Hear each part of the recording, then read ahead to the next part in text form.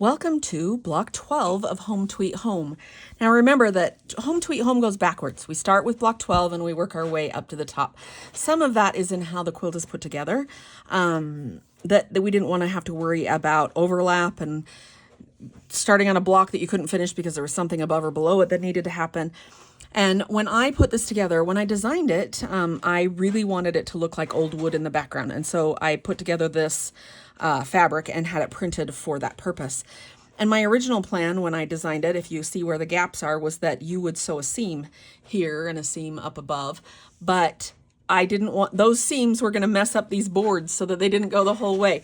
And so in the end, I decided to put the background together in three pieces: the bottom row, the middle row, and the top row, and to go ahead and just sew it, because you can get at the edges from both the top and the bottom. And that way I wouldn't have to mess with my lines up and down and get them all off and wonky. So the instructions explain how you just want to do all three of the strips. So we're going to start with block 12 and we're going to talk about this strip.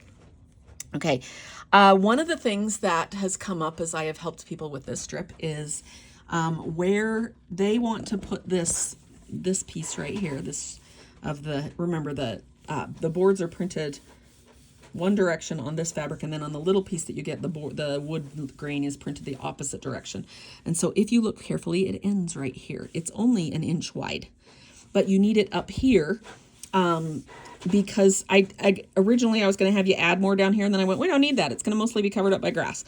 But this is where the tree or your houses will need to be, and they need to be up here, and we want them sitting on a board. And so just pay attention to how many inches it says to put it down. And like to sew this one on, I machine sewed the top edge, and then I hand sewed the bottom edge. And so I folded the fabric in just like it says to do. Do I have a piece of fabric where I could play and maybe show you? Just a second, let me find one. Well, we'll use this piece of paper. Okay, let me back out just a little bit so you can see it. Okay, so I folded the edges in like it says to do. And obviously you have to be more accurate than this. And then I laid this one. It'll tell you exactly where to lay it. I laid it down, and it'll tell you how many inches up from the bottom to the bottom edge here. And then I stitched right along that line right there. And then I folded it down like this. I'm going to have to move it up so that you can see. And then hand stitch this one. And that way I didn't have to hand stitch that top edge. But it will tell you exactly where you need to line this up from the edge on your pattern. It'll tell you how far you need to line it up so that when you stitch a 1/4 inch seam along the edge of there and fold it down, it will end up in the right spot. Or you can always just hand stitch the top and hand stitch the bottom. That's up to you. You use an extra piece of it right here to give you a second layer so that the houses weren't all on the same layer. This one, I was helping somebody with it, and she said, it's not quite in the right spot. And I said, then turn it under a little bit more or turn it under a little bit less. Just make sure that it lands on top of the other board. And again, it's not critical if your house is up 1/8 of an inch or down 1/4 of an inch. That's not important. But I think they look best if they're sitting on those boards. Okay, so let's talk about things that go into block 12. This set, we have another one of our Wonderfill sets of thread that we had manufactured for this one. And so size 3s in things that are not, or size 5s in threads that Wonderfill doesn't normally make in a size 5. Let's see, this one is needle turned, but you only have to worry about needle turning this side, the bottom, and this side. The rest of this will tuck under the wool, and you don't have to mess with needle turning that. But you do have to needle turn all the way around the inside of each of these circles. And that, when I did that, I cut, I think I did more than 8. I think I actually did 12 little snips and folded it under. And I did it the method where you leave it attached to freezer paper, 3 or 4 layers of freezer paper, and turn it over and iron it and put some, I don't use best press, I use flatter, put some flatter on it, and then you can peel that off and it's already been needle turned in place. These are a little bit complicated in that the first thing to be stitched down is always the holes of the birdhouses. And so you do have to use your placement guide so that you get these in the right place. There is ample space on the outside of them. There should be more than 1/4 of an inch or a little bit more around the outside for you to be able to, so that if you miss a little bit, it's not a problem. But one of these, I don't know if we'll notice it when we're talking about it, one of them, I came really close. The edge of it is right there, and I had the placement guides. So use those placement guides.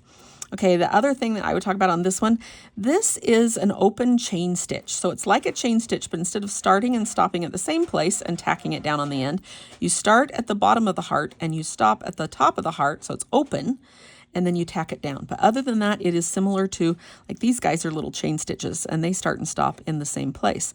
But if you start and stop in an open shape, then you can make the cute little hearts. This right here is what's called a buttonhole chain stitch. I'm not sure buttonhole is a verb, but it is now. I'll be sure to add a video to our video library of how to buttonhole part of a chain stitch. In this case, it looks like this orange stitch is kind of straight, but it started just like a chain stitch. But when we buttonholed one side and crammed as many little buttonholes on as we could, let me zoom in on that. When we crammed in as many little buttonhole stitches as we could, it would pull the excess chain to the side and it leaves you with a straight stitch down the middle. The house next to it has a very similar, wow, I think it's better lighting over here. I don't know why that suddenly decided to turn yellow. Okay, so this house has a similar thing, but this time instead of going just up one side of the chain and then the other side of the chain, we went ahead and went around the whole chain on each one of these. And so that's a buttonhole, another variation of a buttonhole chain. This is a Palestrina knot holding it down and in place this time. Of course, it was appliqued first. This wool is one of my favorites. It might be my favorite wool on this quilt because I wanted some vivid plaids. I could get plaids in the US that were kind of muted colors, things that work better for primitive style, but I wanted some bright colors. So we ordered this one from the UK, so it took a while to get it here, and not only that, it took a lot in shipping to get them here. But I think they're very effective. I'll show you the others as we go through in fun in adding to this. 1, 2, 3, 4, 5, 6, 7.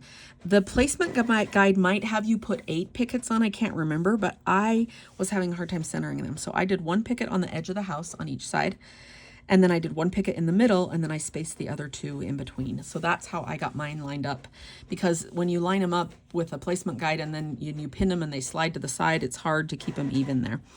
And these little stitches, look for the Ruched Ribbon Rose tutorial, and that'll show you how to do these little stitches.